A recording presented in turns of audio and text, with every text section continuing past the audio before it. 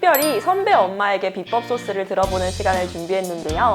쌍둥이를 포함해서 아들 삼형제를 키운 것만으로도 대단한데 삼형제 모두 서울대를 보내셨다고 합니다.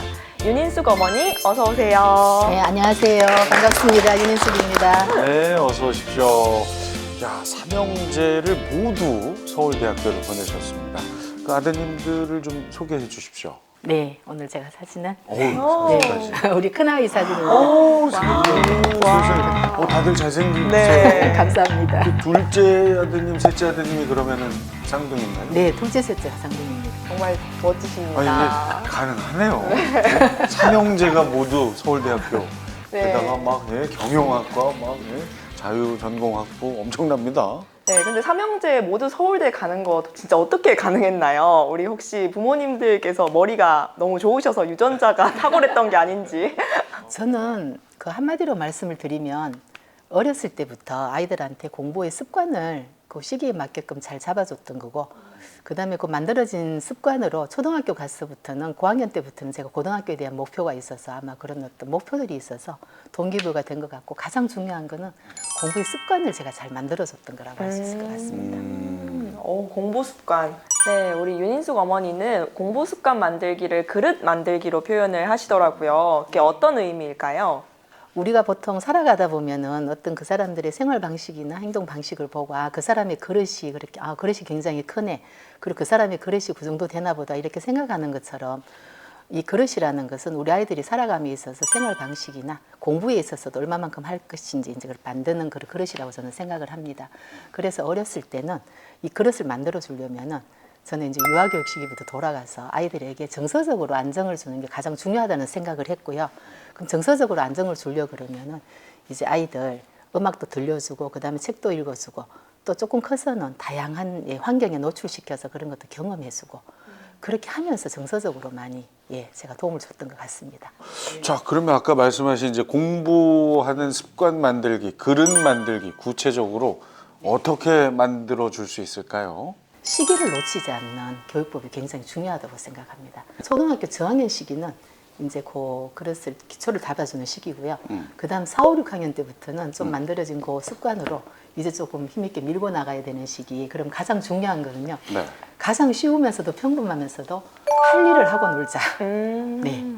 할 일을 하고 놀자로 저는 해줬더니만은 그 부분들이 자리 잡기 시작하니까 아이들이 좀 굉장히 편하게 공부를 했던 것 같습니다. 초등학교 4, 5, 6학년 때는 할 일을 하고 놀자 그릇. 네, 할 일을 하고 놀자. 그게 또 그 이전에 부모님과의 관계가요, 굉장히 중요하다고 저는 생각을 합니다. 그래서 부모님과의 관계가 잘 돼 있는 아이들은 부모님들이 이런 부분들을 하고 했을 때 잘 따라줘요. 그래서 그런 걸 하기 위해서는 초등 저학년 시기, 그 다음 미취학 때 아이들과의 관계를 잘 만들어 놓는 게 굉장히 핵심이라고 저는 생각을 합니다. 우리 어머니 어떻게 잘 만드셨어요? 초등학교 저학년. 저는 좀 많이 좀 놀아줬던 것 같고요. 같이 놀아주기. 네, 같이 놀아주고 네. 많이 이야기 들어주고 같이 좀씩, 그때는 제가 직장을 안 다녔기 때문에 시간을 굉장히 조금 많이 했던 것 같아요. 그리고 아이들이 이제 커서 빈틈없이 할 수 있도록 그 시기에 맞게끔 좀 많이 조금씩 해줬던 것 같고요. 아이들하고 시간을 좀 저는 많이 보냈던 것 같습니다. 그러니까 초등학교 저학년에는 시간을 함께 많이 보내주기, 그리고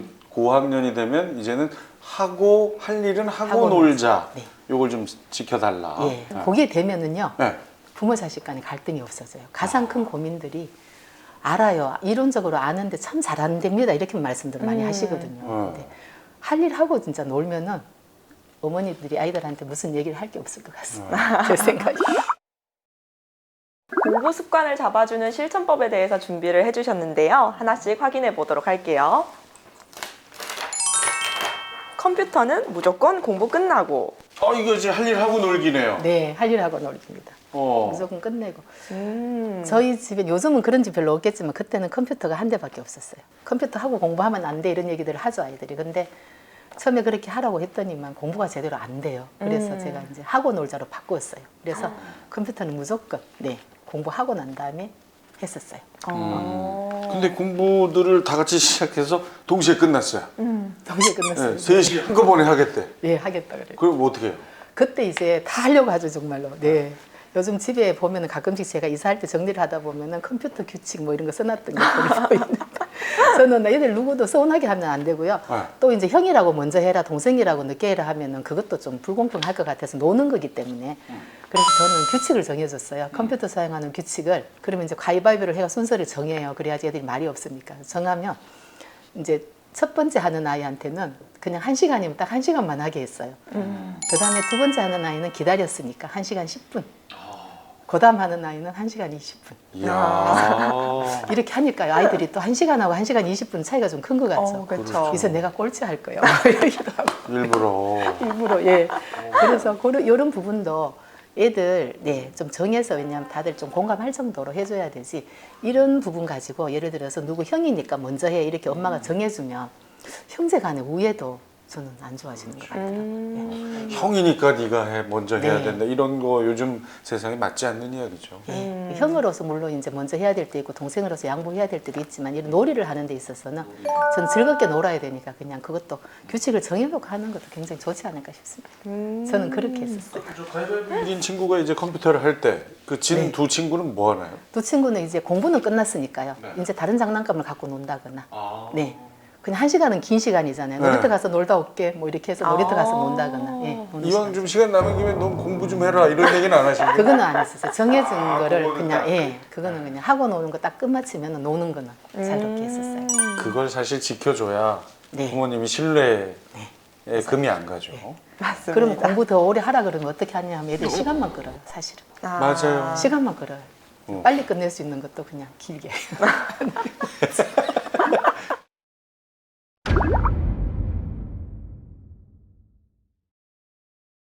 네, 그럼 두 번째 확인해 보도록 하겠습니다. 포켓 수첩 활용하기. 이건 뭡니까? 예, 포켓 수첩 활용하기인데요. 저는 아이들 신학기가 되면 이렇게 애들 포켓에 들어갈 만한 수첩을 아이들 다 준비를 해줬었어요.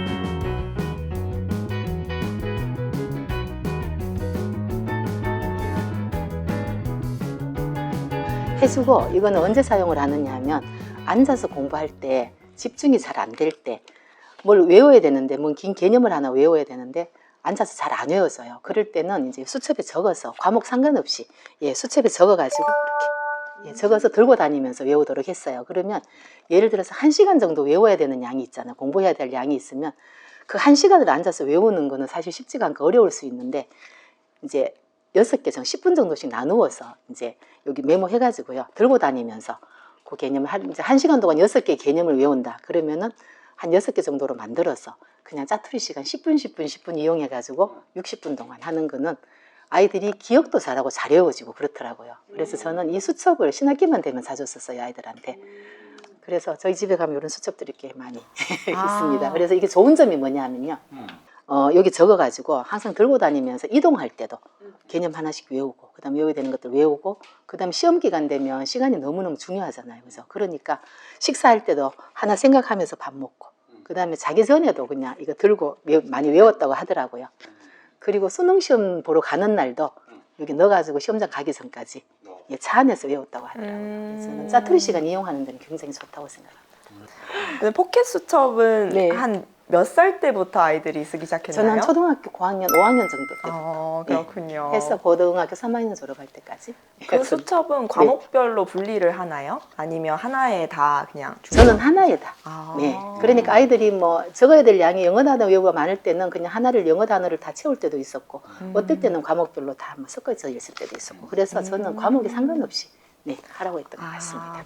그럼 쌍둥이는 같이 학교를 다녔을 테니까 같은 학년으로 네. 한 개를 둘이 나눠보나요? 아니면? 그 아이들 상둥이들은 이런 게 있더라고요. 내 것을 굉장히 소중하게 생각해요. 저희들은 같은 학교 졸업했는데 앨범 2개. 졸업 앨범 제가 같은 학교인데도 같은 학교인데도 아이들은 같이 나눠한 이런 거를 공부할 때는 공유를 잘해요. 왜냐하면은 필기했는 것도 같이 공유하고 우리 선생님이 과목별로 선생님이 다를 수 있지 않습니까? 그죠? 그러면은 같은 영어라도 우리 선생님은 이런 거 중요하다고 했다. 우리 선생님 이런 거 중요하다고 했다면 중학교 다닐 때 보면 공유도 같이 하는데 그런 거는 앨범이라든지 유치원 졸업할 때도 앨범 우리 비디오 있죠. 비디오 졸업식 때 그것도 2개 있고 학교마다 졸업식 앨범 다 2개예요. 어머나. 그래서 제가 그거는 우리 아이들이 굉장히 그런 부분을 중요하게 생각하나 보다 싶어서 제가 그냥 거침없이 다 2개씩 해줬습니다. 대신에 저 비용은 좀 드셨겠네요. 네. 원래 그냥 하나로 그게 어떤 그 쌍둥이 키울 때 그나마 좀 절약할 수 있는 방법 중에 하나인데 네, 그럼 세 번째 공개하겠습니다. 계획표 작성은 아이와 함께. 그러니까 아이들하고 꼭 함께 계획을 세워야 하는 이유가 있는 거죠? 예, 있어요. 그는 뭐냐 하면 가르쳐 주는 것 때문도 그렇고요. 부모님들이 계획을 다 세워놓고 뭐 호서봐 호나 호용아 오늘은 이거 해야 되고 내일은 이거 해야 되고 모레는 이거 해야 된다라고 하면 아이들이 부모님들이 그냥 강압적으로 시키는 걸로 생각을 해요. 그래서 근데 같이 하면은 이제 의논하는 것처럼 부모님의 생각이 많이 들어가겠지만 초등학교 저학년 때는 그렇지만 우리 뭐 해볼까라고 해서 앉혀놓고 같이 하는 거는 굉장히 중요한 것 같습니다. 왜냐하면 내가 생각하고 내가 결정했는 듯한 느낌이 들도록 해주는 게 중요할 것 같거든요. 네. 그래서 내가 했는 약속이고 내가 세웠는 계획이니까 지키려고 하는 거.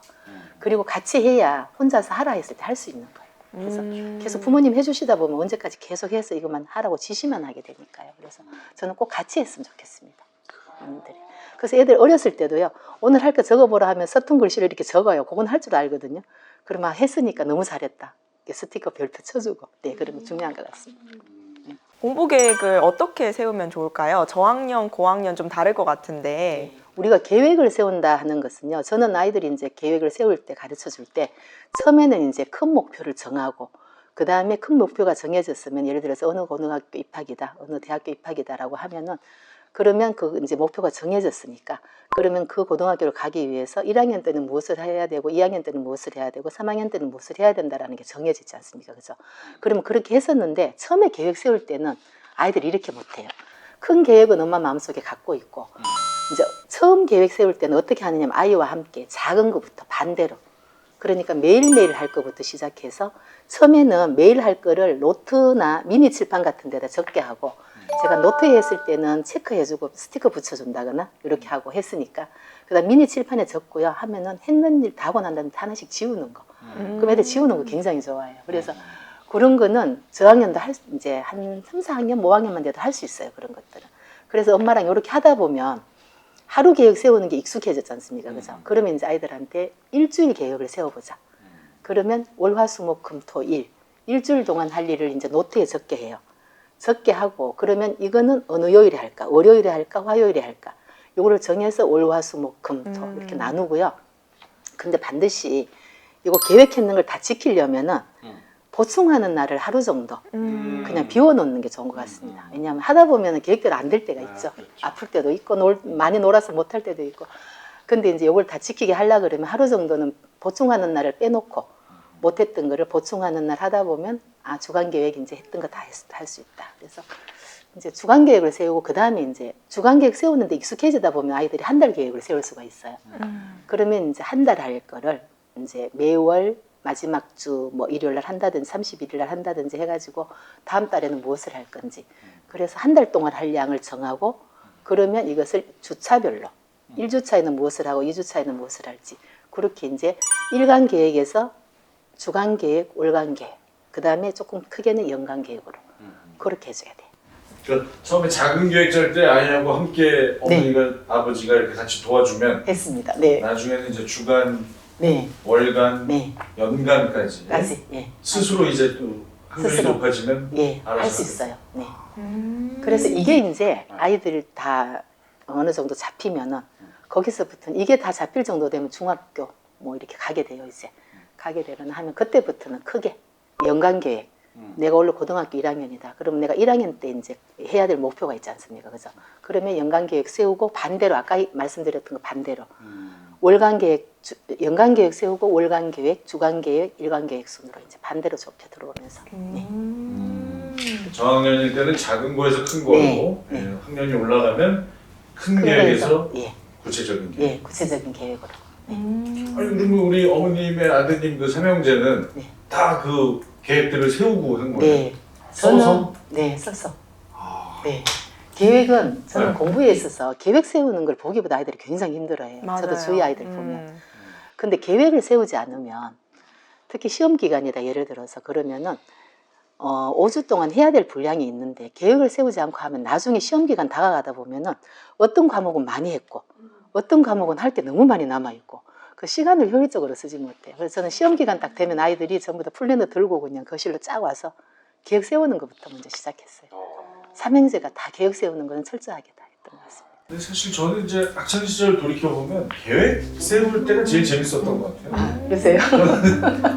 여행도 왜 계획 짤 때가 제일 재밌잖아요. 그래서요. 저는 정말 공부하기는 너무 싫었는데 네. 계획을 세우는 것 참 재미있었던 기억이 나거든요. 지금. 계획 세우고 했는 거 하나씩 이렇게 지울 체크해가는 때, 네. 지울 때. 여러분 네, 다 막 지워지고. 찢어버리고 막 아, 그러셨어요? 시원하게. 그렇게 맞습니다. 아까 습득해서 아, 제가 그것도 방법이겠네요. 찢어버리고. 네, 다 머릿속에 이제 있으니까 그래서 아니, 찢어버려. 그랬다가 찢은 걸 다시 찾죠. 기억 안 났어요? 네, 다시 잊어서. 네. 찢는 건 함부로 하면 안 되겠다.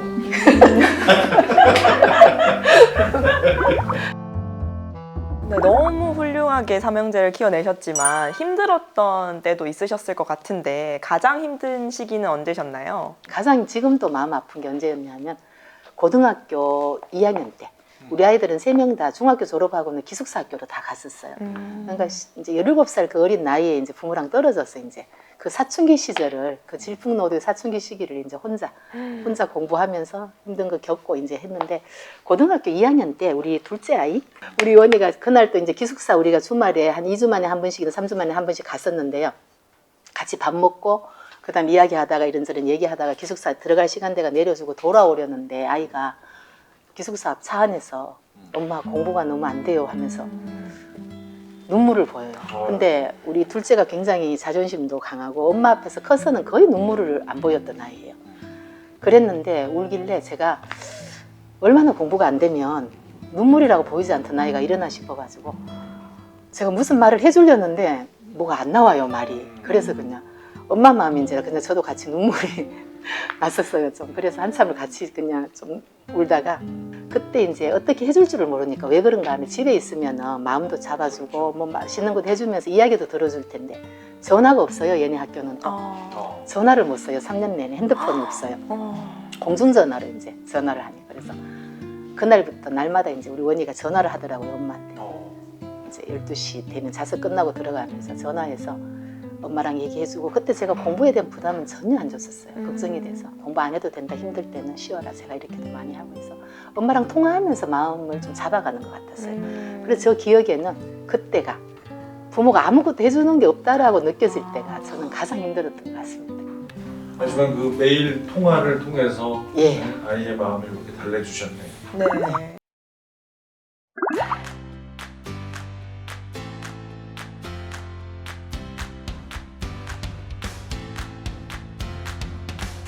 자, 에듀소스 구독과 좋아요, 알림 설정 꼭 부탁드리고요. 저희는 더 맛있는 교육 소스를 들고 찾아오겠습니다. 고맙습니다. 고맙습니다.